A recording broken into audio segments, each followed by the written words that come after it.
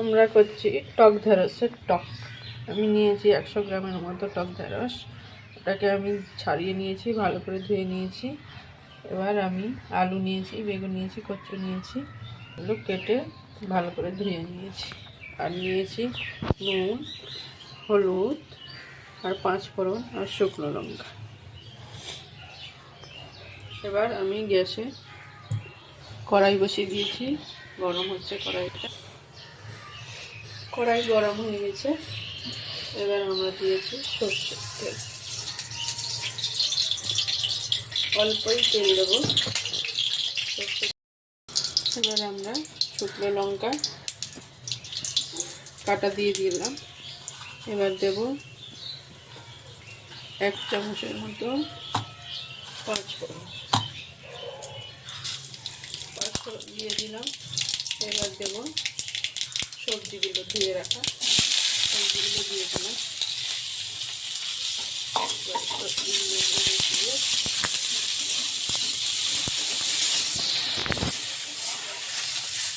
আমি এতে দিয়ে দেবো 2 চামচের মতো নুন। টক একটু নুন বেশি লাগে। আর স্বাদ অনুযায়ী, পরিমাণ অনুযায়ী নুন, হলুদ আর দিয়ে দিচ্ছি একটু কাশ্মীরি লঙ্কা দেবো, 1 চামচ কাশ্মীরি লঙ্কা দেবো। এটাকে নেড়ে চেড়ে আমি একটু ঢাকা দিয়ে দেবো। একটু ভাজা ভাজা হয়ে গেলে আমি টক ঢেঁড়সগুলো দিয়ে দেবো।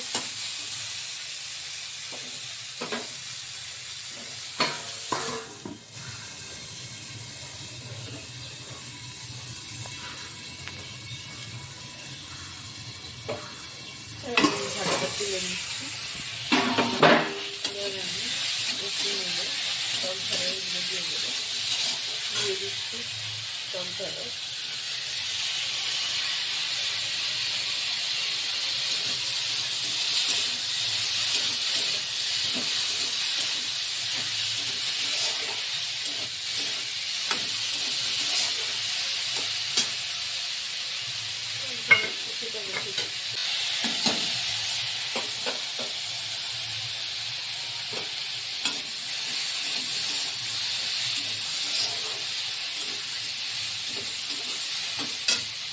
দিয়ে দিলাম।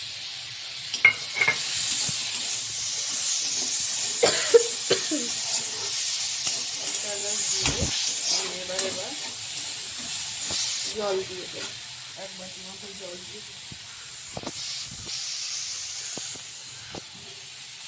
এবার এর সাথে 1 বাটি জল দিয়ে দিলাম।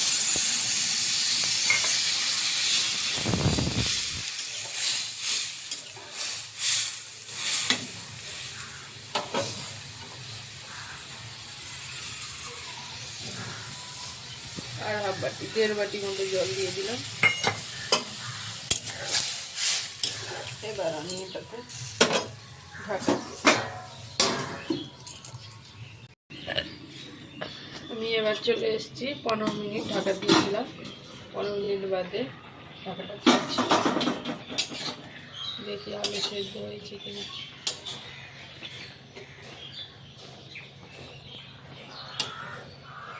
আলু সেদ্ধ হয়ে গেছে। এবার আমি এখানে দেবো কালো সর্ষে বাটা। কালো সর্ষে বাটা আমি শিলে বেটেছি, শিলে বাটলে খুব টেস্টি হয়। কালো 1 চামচ, 4 চামচে এখানে সর্ষে বাটার জলটার সাথে দিয়ে দেব সর্ষে বাটা।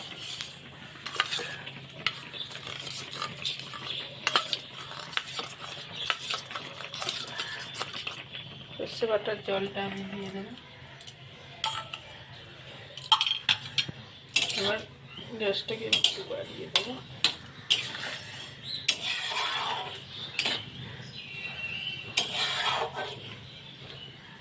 আর 5 মিনিট ঢাকা দিয়ে দেবো,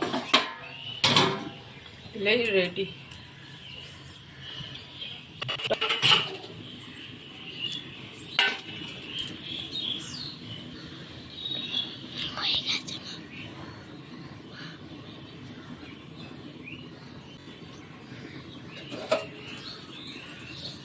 5 মিনিট পর আমি ঢাকা খুলছি।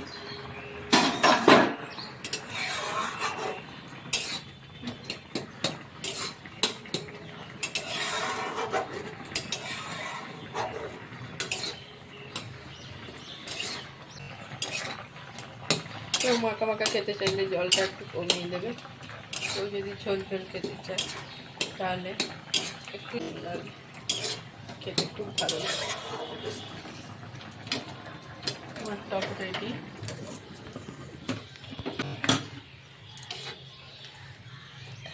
এবার এটাকে আমি নামিয়ে নিচ্ছি একটা বাটিতে।